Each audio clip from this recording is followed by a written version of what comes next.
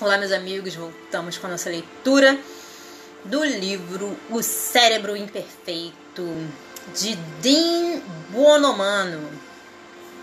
E a gente está no capítulo 5, porque esse livro eu estou expondo dentro dessa pesquisa que eu faço sobre o medo.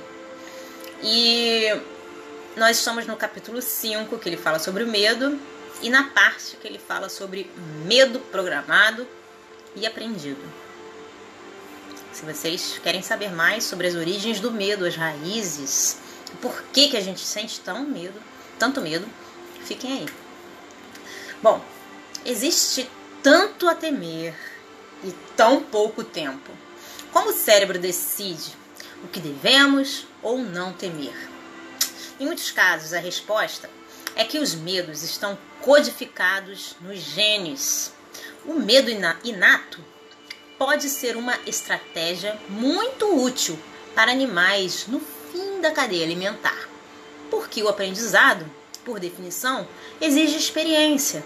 E a experiência de ser devorado não é propícia para a aprendizagem por tentativa e erro. Os ratos temem os gatos, as gazelas temem os leões e os coelhos temem as raposas. Nesses e em muitos outros casos, o medo da presa em relação ao predador é, pelo menos em parte, transmitido pela genética. O fato de que o medo de alguns animais, que alguns animais sentem por outros ser inato, foi demonstrado pela primeira vez nos anos de 1940 pelos etnólogos Conrad Lorenz e Nico Tinbergen.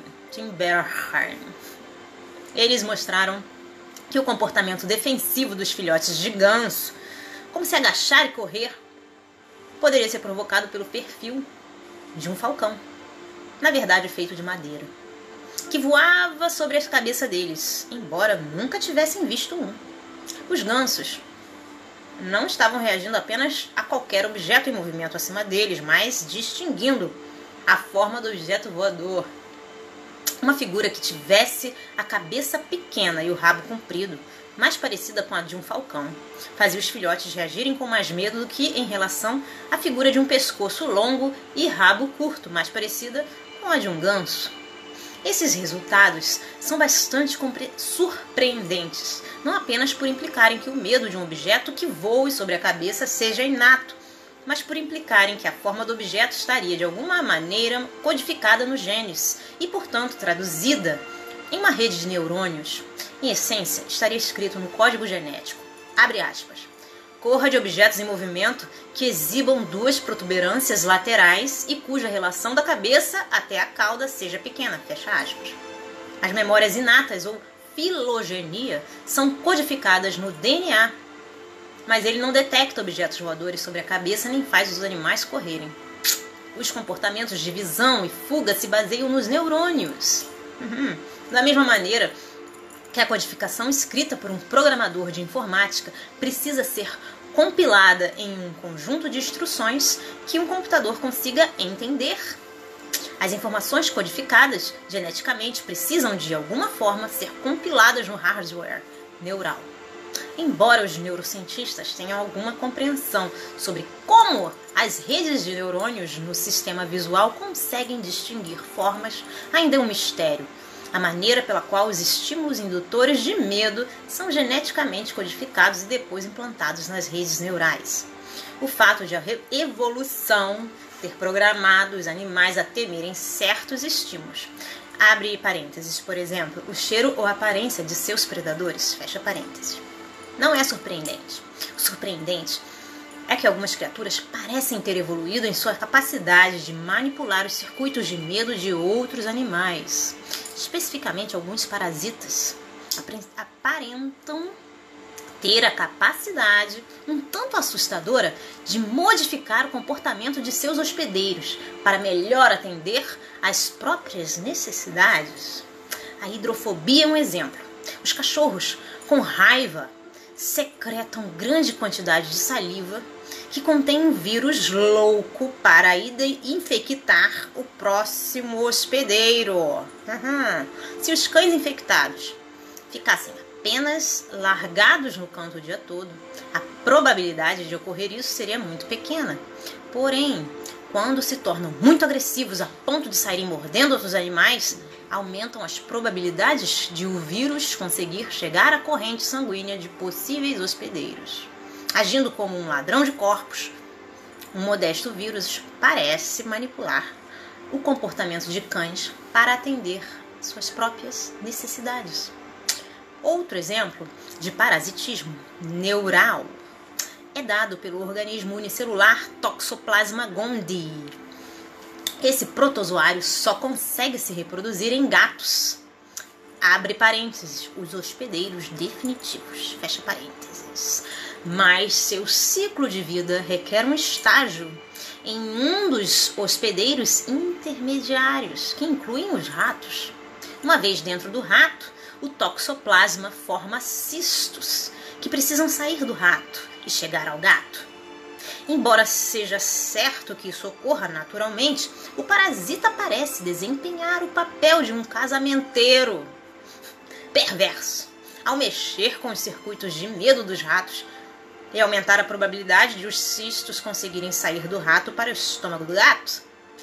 Codificar geneticamente o que um animal deve temer é uma adaptação evolutiva de valor inestimável. Entretanto, também é uma estratégia bastante inflexível, porque só pode ser reprogramada na lenta escala de tempo da evolução. Quando surge um novo predador, como pode acontecer quando novos animais chegam a uma ilha, pode levar milhares de gerações para que os circuitos do medo sejam atualizados. Uma abordagem mais eficaz é a de dar aos animais a capacidade de aprender no decorrer da vida o que devem temer, abrindo estratégias inteiramente novas para evitar predadores. Eles podem aprender que cheiros e ruídos precedem a aparição de predadores, ou os locais em que há maior probabilidade de os predadores estarem. Como já sabe, a maioria das pessoas que foram mordidas por cachorros, os seres humanos conseguem aprender com facilidade o que devem temer. Quase todos os mamíferos têm essa capacidade, que, em sua forma mais simples, é chamada de condicionamento pelo medo.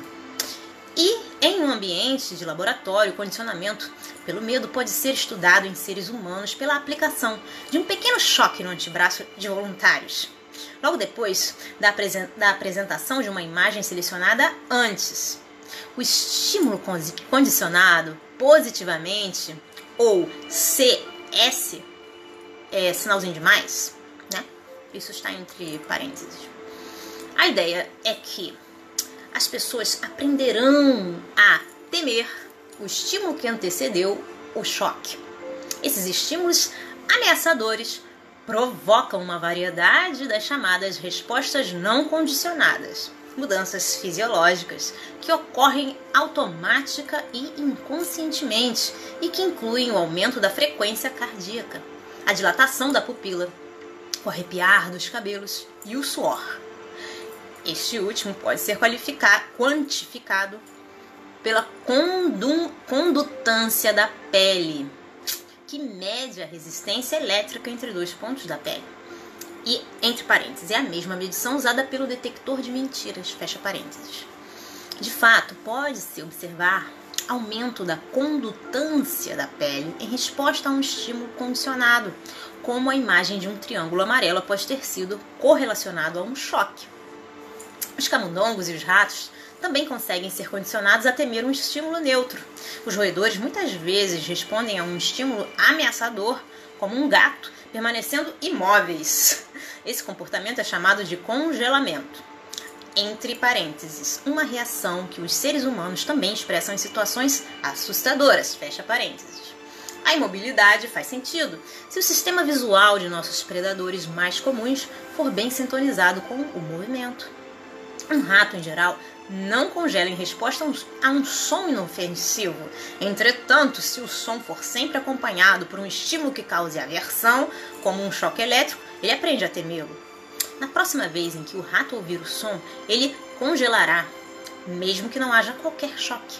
O condicionamento pelo medo está entre as formas mais robustas de aprendizado entre muitos animais. Em muitos animais. Os seres humanos e os roedores podem ser condicionados a temer sons, imagens, cheiros ou lugares específicos. Essas experiências de aprendizagem podem durar uma vida inteira para algumas pessoas, contribuindo para o surgimento de fobias, como as do medo de cachorro ou de dirigir. Bom, gente, espero que vocês estejam gostando dessa leitura tanto quanto eu. Lembrando que na próxima a gente vai continuar, não acabou ainda, tá? A próxima é a base neural do medo. Eu espero que a gente se encontre. Um beijo grande, até a próxima. Tchau, tchau.